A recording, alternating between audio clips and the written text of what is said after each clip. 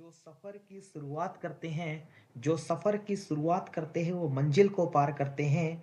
एक बार चलने का हौसला तो रखो, मुसाफिर के तो रास्ते भी इंतज़ार करते हैं, मुसाफिर के तो रास्ते भी इंतज़ार करते हैं। दोस्तों, आपको सफ़र में चलने का रास्ता रखना होगा और चलना आपको सही डायरेक्शन में होगा, क्योंकि डायरेक्शन और डेस्टिनेशन ये दोनों ही एक दूसरे से रिलेटेड चीज़ है। और यदि आपको कि दोस्तों डायरेक्शन सही है तभी आपको डेस्टिनेशन जो है वो सही मिलेगा, ठीक है? तो डायरेक्शन और डेस्टिनेशन दोनों पर ही फोकस्ड करते हुए राइट डायरेक्शन, राइट पाथ में चलने की कोशिश करें। तो हेलो एवरीवन, आप सभी का स्वागत है, आप सभी के आपके अपने यूट्यूब चैनल एजुकेशन फीचर्स के अंदर। और दोस्तों, आज के इस वीडियो के अंदर हम डू एज डायरेक्टेड के लेक्चर नंबर 4 डिस्कस करेंगे। और दोस्तों, ये लेक्चर नंबर 4 पेपर के पॉइंट ऑफ व्यू से इतना ज़्यादा इंपॉर्टेंट है कि इस लेक्चर से लेकर आपको काफ़ी सवाल बोर्ड एग्जामिनेशन में देखने को मिल सकते हैं। दोस्तों, क्वेश्चन भले ही सेम ना हो, लेकिन कॉन्सेप्ट तो हमेशा यही रहेंगे जो मैं आपको इन वीडियोस के अंदर बताने वाला हूँ। दोस्तों, थोड़ा सा लंबा वीडियो हो सकता है, 15-16 मिनट का वीडियो हो सकता है। तो दोस्तों, ये वीडियो बहुत ध्यान से देखिएगा, क्योंकि बोर्ड धमाका सीरीज का लेक्चर नंबर 4 है। लेक्चर नंबर 3 तक की प्लेलिस्ट ऑलरेडी बनी हुई है, चैनल पर जाइए और एक एक प्लेलिस्ट को अच्छे से देखिए, प्रॉपर मैनर में देखिए। और दोस्तों, ये 100% एग्जाम में आने वाले क्वेश्चन है। और दोस्तों, जीरो लेवल से हम समझाते हैं, जैसा कि हमने आपको बताया कि हम बिल्कुल जीरो लेवल से समझाते हैं। यदि किसी को भी नहीं समझ में आता है तो वीडियो के अंदर पूरा रुके, एक एक कॉन्सेप्ट समझ में आएगा और बोर्ड एग्जामिनेशन के अंदर उसके एक भी क्वेश्चन डू एज डायरेक्टेड के रॉन्ग नहीं होंगे। क्योंकि डू एज डायरेक्टेड के 5 क्वेश्चंस को राइट करना हमेशा बोर्ड एग्जामिनेशन में एक दोस्तों चैलेंज होता है, और इस चैलेंज को स्वीकार आप करें और एक एक क्वेश्चन, एक एक कॉन्सेप्ट को बिल्कुल प्रॉपर ढंग से अपनी नोटबुक में नोट करें और वीडियो को कंप्लीट देखते चले, ठीक है? 10th और 12th बोर्ड्स के लिए वीडियो है। तो चलिए, अब हम दोस्तों हम कह सकते हैं लेट्स बिगिन, शुरुआत करते हैं। पहला सवाल आपके सामने है, if you work hard you will succeed, rewrite using unless in place of if. पहले आप इन सवालों को खुद से ठीक करने का प्रयास कीजिए, और 10 सवाल हमने लिए हैं, फिर आप कमेंट बॉक्स में अपना स्कोर पिन कीजिए। कंप्लीट सवाल सॉल्व करने के बाद वीडियो को आप पॉज कीजिए और इसके बाद सारे क्वेश्चंस को करिए और फिर बताइए कि आपने कितने मार्क्स गेन किए, ठीक है? तो चलिए, पहला क्वेश्चन है आपके सामने, if you work hard you will succeed. दोस्तों, सबसे पहले हम लोग कॉन्सेप्ट सीखेंगे और कॉन्सेप्ट के बाद हम इन क्वेश्चंस के राइट आंसर की तरफ जंप करेंगे। तो चलिए, सबसे पहले हम लोग कॉन्सेप्ट सीख लेते हैं। देखिए, 10 सवाल आपकी स्क्रीन पर है। तो चलिए, हम लोग कॉन्सेप्ट सीखते हैं। दोस्तों, जब भी हम इंग्लिश में बात करते हैं इफ़ और अनलेस की, ठीक है? इफ़ एंड अनलेस की, ठीक है? इफ़ और अनलेस जो है दोस्तों, जब भी हम इनकी बात करते हैं तो ये अक्सर बोर्ड एग्जामिनेशन में ये इफ़ और अनलेस का कॉन्सेप्ट जो है वो आपसे पूछा जाता है। बोर्ड एग्जाम में अक्सर इफ़ और अनलेस का कॉन्सेप्ट जो है आपसे पूछा जाता है। तो इसको लेकर बड़े ध्यान से समझने की कोशिश कीजिएगा, मैं काफ़ी आराम से बताऊंगा, ठीक है? दोस्तों, अनलेस की बात करें तो अनलेस का मतलब होता है यदि नहीं, ठीक है? अनलेस का मतलब होता है दोस्तों यदि नहीं, ठीक है? और इफ़ का मतलब क्या होता है? इफ़ का मतलब होता है यदि। तो दोस्तों, आपको इस क्वेश्चन में कहा गया है, इस क्वेश्चन को अगर हम देखें तो इस क्वेश्चन में कहा गया है, इफ़ यू वर्क हार्ड, यदि आप कठिन परिश्रम करते हैं, यू विल सक्सीड, तो आप सफल हो जाएंगे। फिर से सेंटेंस को लिखिए, unless in place of if, ठीक है? अनलेस यानी इफ़ के स्थान पर आपको अनलेस का यूज करते हुए दोबारा से सेंटेंस को लिखना है। तो दोस्तों, एक बात का ध्यान रखें, जब भी हम इफ़ और अनलेस की बात करते हैं तो इफ़ का मतलब यदि और अनलेस का मतलब यदि नहीं।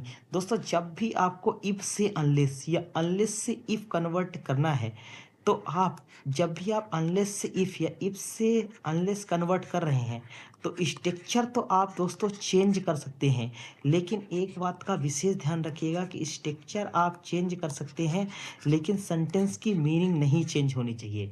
स्ट्रक्चर भले भी आप चेंज कर दें, लेकिन सेंटेंस की मीनिंग नहीं बदलनी चाहिए, ये पहली चीज़ ध्यान रखना है। यानी जो मीनिंग इफ के साथ निकलनी चाहिए उतने ही इक्वलिटी में मीनिंग अनलेस के साथ भी निकलना चाहिए। तो दोस्तों, जब भी हम अनलेस की जगह पर इफ लगाएंगे तो हम एक बात यहाँ पर श्योर करेंगे कि दोस्तों, इफ के साथ यदि हम नॉट लगा रहे हैं अनलेस की मीनिंग के बराबर करने के लिए, तो हम ये ध्यान रखेंगे कि नॉट अकेले नहीं आता। नॉट हमेशा किसके साथ आता है? नॉट आता है हमेशा हेल्पिंग वर्ब के साथ में, हेल्पिंग वर्ब के साथ में नॉट आता है। पहले हेल्पिंग वर्ब आएगा, फिर क्या आएगा, नॉट आएगा, ठीक है। तो अब ये सवाल दोस्तों, इस सवाल की अगर हम बात करें तो हमने आपको इसका हिंदी बता दिया है। कह रहा है कि इफ़ यू वर्क हार्ड, यदि आप कठिन परिश्रम करते हैं तो डेफिनेटली आप इस एग्जाम को क्या कर जाएंगे, पास कर जाएंगे। तो यहाँ पर आपको unless, using unless in place of if के स्थान पर अनलेस लगाना है, ठीक है। जब हम इसको सेंटेंस को शुरू करेंगे तो इस सेंटेंस की शुरुआत कहाँ से करेंगे, इफ के स्थान पर अनलेस से करेंगे। तो इफ के स्थान पर हमने अनलेस लगा दिया। इस सेंटेंस का मतलब है इफ यू वर्क हार्ड, यदि आप कठिन परिश्रम करते यू विल सक्सीड, तो आप एग्जाम में सफल हो जाएंगे। तो अब मैंने लिख दिया अनलेस, अनलेस के बाद सब्जेक्ट के साथ कोई चेंज आप नहीं करेंगे, अनलेस यू वर्क हार्ड, ठीक है। अब इसका मतलब क्या हुआ, अनलेस का मतलब मैंने आपको स्टार्टिंग में बताया, यदि नहीं। तो अनलेस यू वर्क हार्ड का मतलब यदि आप कठिन परिश्रम नहीं करते हैं, तो जब आप कठिन परिश्रम करेंगे ही नहीं तो इसका मतलब आप एग्जाम में सफल नहीं होंगे। तो हमने इसको लिख दिया यू विल नॉट सक्सीड। अब देखिए दोनों की मीनिंग देखिए, जो मीनिंग निकल रही है इफ के साथ, जो मीनिंग निकल रही है इफ के साथ, वही मीनिंग निकल रही है किसके साथ, अनलेस के साथ। तो देखिए इस सवाल को हमने कितने तरीके से और कितने इजी तरीके से सही कर दिया बिना किसी दिक्कत के। तो इसको आप आसानी से देख सकते हैं, ठीक है। तो हमने क्या कहा कि जो मीनिंग अनलेस के साथ निकल रही है वही मीनिंग इफ के साथ निकल रही है, और जो मीनिंग इफ के साथ निकल रही है वही मीनिंग अनलेस के साथ निकल रही है। तो राइट आंसर हो गया अनलेस। इफ के स्थान पर अनलेस लगा दिया, सब्जेक्ट को एज इट इज रहने दिया, वर्ब को भी हमने एज इट इज रहने दिया, अनलेस यू वर्क हार्ड, यदि आप कठिन परिश्रम नहीं करते हैं, यू विल नॉट सक्सीड, तो आप सफल नहीं होंगे। तो पहला सवाल जो है हमने काफ़ी आसानी के साथ सॉल्व कर दिया है और आपको पूरा समझ में आया भी होगा। तो पहला कॉन्सेप्ट 100% नोट कर लीजिएगा। दूसरा सवाल है run fast you will lose the race. दोस्तों यहाँ पर दूसरे सवाल का एक्सप्लेनेशन हम लोग देखते हैं, सेकंड क्वेश्चन का एक्सप्लेनेशन हम लोग देखने की कोशिश करते हैं। दोस्तों इस सेंटेंस में कितने पार्ट हैं, इस सेंटेंस में दोस्तों दो पार्ट हैं। इस सेंटेंस में कितने पार्ट हैं, how many part in this sentence. तो आपने कहा सर इस सेंटेंस में जो है वो दो पार्ट हैं। तो दो पार्ट हैं, तो जब हम कभी भी एक सेंटेंस को, ध्यान से लिखिएगा, जब हम कभी भी एक सेंटेंस को दूसरे सेंटेंस से जोड़ते हैं ना, जब भी हम कभी एक सेंटेंस को दूसरे सेंटेंस से जोड़ते हैं ना, तो हम कंजंक्शन का यूज करते हैं, ठीक है। या फिर दोस्तों हम एक वर्ड को दूसरे वर्ड से जोड़े तो भी हम किसका यूज करेंगे, कंजंक्शन का यूज करेंगे। या फिर दोस्तों हम, या फिर हम दो फ्रेज को, एक फ्रेज को दूसरे फ्रेज से जोड़े, एक फ्रेज को दूसरे फ्रेज से जोड़े तो भी हम किसका यूज करेंगे, कंजंक्शन का यूज करेंगे। यानी कि दो वाक्यों, दो शब्दों और दो वाक्यांश को जोड़ने के लिए हम इंग्लिश ग्रामर में कंजंक्शन का यूज करते हैं। कंजंक्शन वे शब्द होते हैं जो कि एक सेंटेंस के अंदर, एक सेंटेंस में दो सेंटेंसों को जोड़ने का काम करते हैं, दो वर्डों को जोड़ने का काम करते हैं, या फिर दो फ्रेज को जोड़ने का काम करते हैं। उन्हें क्या कहते हैं, उन्हें कंजंक्शन कहते हैं, ठीक है। अब देखिए दोस्तों यहाँ पर अदरवाइज जोड़ना है। तो अदरवाइज की जब भी हम बात करते हैं तो अदरवाइज मीन्स होता है वरना। अदरवाइज का मतलब क्या होता है, वरना, या इसी को कह सकते हैं वरना नहीं तो, ठीक है, वरना नहीं तो इसका मतलब, सेंटेंस का मतलब ये हुआ कि अदरवाइज मुझे जोड़ना है। तो मुझे अदरवाइज इस तरह से जोड़ना है कि सेंटेंस की प्रॉपर मीनिंग निकले। रन फास्ट, तेज भागो, otherwise you will lose the race, ठीक है।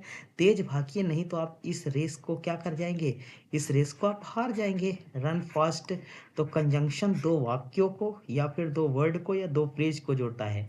रन फास्ट बीच में जोड़ दिए कंजंक्शन, कंजंक्शन के रूप में यहाँ क्या है, अदरवाइज।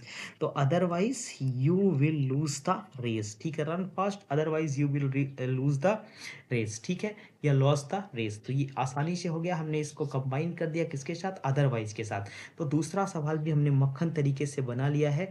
रन फास्ट अदरवाइज आगे का सेंटेंस एज इट इज लिख दीजिए, you will lose the race, ठीक है। नेक्स्ट क्वेश्चन देखिए, बहुत इंपॉर्टेंट क्वेश्चन है। He is very weak, he can not walk, combine using so that. So that से इसे जुड़ना है, ठीक है। चलिए दोस्तों तीसरे सवाल का कॉन्सेप्ट हम लोग सीखते हैं। जब भी हम शो दैट की, when we talk about the so that का मतलब होता है ताकि, शो दैट का मतलब होता है क्या, ताकि, ठीक है। शो दैट का मतलब होता है ताकि। एग्जाम में अक्सर दोस्तों वेरी की जगह सो दैट का प्रयोग करने के लिए दिया जाता है, ठीक है। वेरी की जगह शो दैट, और शो दैट क्या है, कंजंक्शन। तो जैसे ही एक वाक्य कंप्लीट हो जाएगा, दूसरे वाक्य को जोड़ने के लिए हम कंजंक्शन दैट का यूज करेंगे। और सो किसका काम करता है? शो एडवर्ब का काम यहाँ पर करता है। ठीक है, तो हम वेरी के स्थान पर हमेशा सो लगाते हैं, और जब एक वाक्य कंप्लीट हो जाता है तो उन दोनों वाक्यों को जोड़ने के लिए किसका यूज करते हैं? दैट का। तो चलिए हम लोग तीसरा सेंटेंस देखते हैं क्या कह रहा है। तीसरा सेंटेंस कह रहा है ही इज वेरी वीक। तो हम लोग वेरी की जगह पे क्या लगाएंगे? शो लगाएंगे। तो हमने इसको बनाया ही इज, सब्जेक्ट और वर्ब को एज इट इज रहने दिया। सो इसके बाद हमने एडजेक्टिव लिख दिया, ही is so weak that, he is so weak that. पहला सेंटेंस पूरा होने के बाद मैंने आपको बताया कि जब सेंटेंस पूरा हो जाएगा तो कंजंक्शन क्या लगाएंगे? दैट। तो हमने लिख दिया ही is so weak that he can't या कैन नॉट एक ही चीज है, वॉक। तो हमने सेंटेंस, तीसरा सेंटेंस भी आसानी के साथ बना दिया। वेरी के स्थान पर शो लगा दीजिए, एडजेक्टिव को एज इट इज रहने दीजिए, दूसरे सब्जेक्ट को एज इट इज रहने दीजिए, और सेंटेंस की मीनिंग देख लीजिए। देखिए कह रहा ही इज वेरी वीक, वह बहुत कमजोर है, वह चल नहीं सकता, ही कैन नॉट वॉक। तो इसका मतलब ही इज सो पुअर, तो इसका मतलब ये हुआ कि वह जरूरत से ज्यादा कमजोर है, इसलिए वह चल नहीं सकता। ठीक है, चलिए। तो इस वजह से ये तीन सवाल इस तरह से आपने देखा, तीन सवाल हमने बेहद आसानी के साथ सॉल्व किए। इस सवाल को क्या आप कर सकते हैं? इसमें भी शो दैट का ही यूज करना है। एक बार दोस्तों आप ट्राई कीजिए इस सवाल को, वीडियो को पॉज करके, फिर इस सवाल का आंसर तो मैं आपको बताऊंगा ही। तो हमने क्या कहा? Is very lazy. तो वेरी की जगह क्या लगाएंगे? बिल्कुल ठीक आपने कहा, मैं आपकी आवाज को बिल्कुल सुन रहा हूँ। तो आपने कहा he is so lazy, he is so lazy, ये बात आपने कह दी, ही इज सो लेजी। अब एक वाक्य पूरा हो गया, तो दोनों वाक्यों को जोड़ने के लिए हम क्या यूज करते हैं? कंजंक्शन, और कंजंक्शन क्या है? दैट। तो ही इज सो लेजी, ठीक है, दैट। इसके बाद आपने क्या कह दिया? He can't, he can't go to morning walk. He can't, इसको पूरा लिख लीजिएगा, he can't go to morning walk. ठीक है, तो मैंने क्या कहा? He is so lazy that he can't go to morning walk. तो ये बेहद आसानी से सेंटेंस बन गया। दो सेंटेंस एक ही तरह के थे। शो दैट के प्रयोग को ठीक से जज कर लीजिएगा। Next, she will buy a new car rewrite using going to plus verb. दोस्तों गोइंग टू के साथ वर्ब आना निश्चित तौर पे ये बताता है, फ्यूचर की तरफ इंडिकेशन देता है। तो she will buy a new car, तो अगर मैं इसको बनाऊंगा, तो इसको अगर मैं फ्यूचर में ही कन्वर्ट करूंगा तो मैं इसको लिखूंगा सी। अब गोइंग आया आया है आईएनजी। तो दोस्तों ये कहा जाता है कि जब सिंगुलर सब्जेक्ट रहेगा तो उसके साथ इज लगेगा। तो सी इज गोइंग टू, टू के बाद मेन वर्ब की कौन सी फॉर्म आती है? First form. ये मैंने आपको पहले ही बताया है, going two by a new car. तो इस तरह से गोइंग टू के साथ आप मेन वर्ब की कौन सी फॉर्म लगाएंगे? First form. चलिए एक बात लिख देता हूं आपको, एक बात यहाँ पर चौथे सवाल को हमने इजीली हल किया है, शायद ये पांचवा सवाल है। फिफ्थ सवाल को लिख दीजिए दोस्तों, टू के बाद मेन वर्ब की फर्स्ट फॉर्म का यूज किया जाना होता है। टू के बाद मेन वर्ब की फर्स्ट फॉर्म का यूज किया जाना है होता है। और गोइंग टू के साथ V1 आना दोस्तों बेसिकली फ्यूचर का इंडिकेशन ये देता है, ये फ्यूचर की बात करता है। ठीक है, ये फ्यूचर की बात करता है। तो क्या पांचवा सवाल आपने हल किया? फिफ्थ सवाल, सिक्स सवाल पर देखिए, इट रेन्ड हेविली यस्टरडे। दोस्तों एक बात बताता हूँ, इसका निगेटिव बनाना है। दोस्तों ये सवाल है सिक्स नंबर, ध्यान से देखिए। दोस्तों यदि किसी भी सवाल में यस्टरडे, नोट कीजिए, यदि किसी भी सवाल में यस्टरडे आ जाए, या फिर किसी भी सवाल में अगो आ जाए, या फिर किसी सवाल में बिफोर आ जाए, ठीक है, या किसी सवाल में लास्ट वीक आ जाए, ठीक है, लास्ट ईयर आ जाए, लास्ट मंथ आ जाए, तो ऐसे सवाल हमेशा जाते हैं, ऐसे सवाल हमेशा जाते हैं किसमें? पास्ट इंडेफिनिट में। ऐसे सवाल हमेशा जाते हैं कौन से टेंस में? पास्ट इंडेफिनिट में। और आपको बहुत अच्छे से पता है कि पास्ट इंडेफिनिट की हेल्पिंग वर्ब होती है क्या? डिड। पास्ट इंडेफिनिट की हेल्पिंग वर्ब क्या होती है? डिड। ठीक है, अगर किसी सवाल में यस्टरडे या गो बिफोर आ जाए, last week, last year, last month आ जाए, तो फिर वो जाता है पास्ट इंडेफिनिट में। ठीक है, तो इट रेन्ड हेविली यस्टरडे, इस सेंटेंस में यस्टरडे आ गया है, मतलब ये निगेटिव सेंटेंस है। और किसी भी निगेटिव सेंटेंस का स्ट्रक्चर होता है सब्जेक्ट। सब्जेक्ट के बाद आपको क्या लिखना पड़ता है? सब्जेक्ट के बाद आपको लिखना पड़ता है हेल्पिंग वर्ब। तो ये helping verb past indefinite tense की क्या होती है? डिड। और निगेटिव बनाने के लिए हेल्पिंग वर्ब के बाद आपको लगाना होता है क्या? नॉट। और नॉट के बाद ये आप लिख दीजिए रेन, और रेन के बाद दोस्तों आप एज इट इज सेंटेंस को लिख दीजिए, हैवीली यस्टरडे। तो ये सेंटेंस का क्या बन गया, ये इस सेंटेंस का निगेटिव बन गया। दोस्तों इस सेंटेंस में कभी भी डू डज या डिड आ जाए तो हमेशा मेन वर्ब की फर्स्ट फॉर्म ही लगाइए और किसी फॉर्म का यूज मत कीजिए, ठीक है। मेन वर्ब की फर्स्ट फॉर्म लगाइए। Next, he have gone to school, correct the sentence. दोस्तों इस सेंटेंस में एक इंपॉर्टेंट बात मैं आपको बताना चाहता हूँ, सब्जेक्ट वर्ब एग्रीमेंट को लेकर ये सवाल है। ये सवाल सब्जेक्ट वर्ब एग्रीमेंट को लेकर है। दोस्तों हमेशा इस कॉन्सेप्ट पर आधारित एक सवाल एग्जाम में आता है कि सिंगुलर सब्जेक्ट के साथ, सिंगुलर सब्जेक्ट के साथ आपको लगाना है सिंगुलर हेल्पिंग वर्ब, और यदि आने वाला सब्जेक्ट प्लूरल है तो प्लूरल सब्जेक्ट के साथ आपको लगाना है प्लूरल हेल्पिंग वर्ब। इस बात का ध्यान रखिए दोस्तों। सिंगुलर सब्जेक्ट मैं यहाँ पर लिख देता हूँ, मैं सिंगुलर सब्जेक्ट लिख देता हूँ। सिंगुलर सब्जेक्ट के रूप में दोस्तों आता है इट, सिंगुलर सब्जेक्ट के रूप में आता है किसी का नाम, सिंगुलर सब्जेक्ट के रूप में आता है ही, और सिंगुलर सब्जेक्ट के रूप में आता है बेसिकली क्या, सी। लेकिन जब भी दोस्तों हम प्लूरल सब्जेक्ट की बात करते हैं तो प्लूरल सब्जेक्ट में हमें देखने को मिलता है कोई भी प्लूरल वर्ड, कोई भी प्लूरल वर्ड, या फिर हमें देखने को मिलता है यू, या फिर हमें देखने को मिलता है वी, या फिर हमें देखने को मिलता है दे, ठीक है। और कोई भी प्लूरल वर्ड यानी प्लूरल नाउन, ठीक है। तो ये सिंगुलर और प्लूरल सब्जेक्ट हो गया। सिंगुलर सब्जेक्ट के साथ singular helping verb, plural subject के साथ प्लूरल हेल्पिंग वर्ब। और दोस्तों सिंगुलर हेल्पिंग वर्ब की पहचान क्या है, सिंगुलर हेल्पिंग वर्ब की पहचान ऐसी वर्ब जिनमें यस यस लगा रहे वो सिंगुलर हेल्पिंग वर्ब होती है। तो ही कैसा सब्जेक्ट है, सिंगुलर सब्जेक्ट है। तो सिंगुलर सब्जेक्ट के साथ आप हैव लगाएंगे कि हैज लगाएंगे, सिंगुलर सब्जेक्ट की पहचान उसके साथ सिंगुलर हेल्पिंग वर्ब में यस यस लगा होता तो he has gone to school, he has gone to school. बस यहाँ पर आपको हैव की जगह हैज लगाना था। बाकी ये सेंटेंस है दोस्तों प्रेजेंट परफेक्ट का, और परफेक्ट के किसी भी टेंस में मेन वर्ब की कौन सी फॉर्म यूज की जाती है, थर्ड फॉर्म, ठीक है। चलिए, Asha writes a letter make negative, इस सेंटेंस का निगेटिव बनाइए।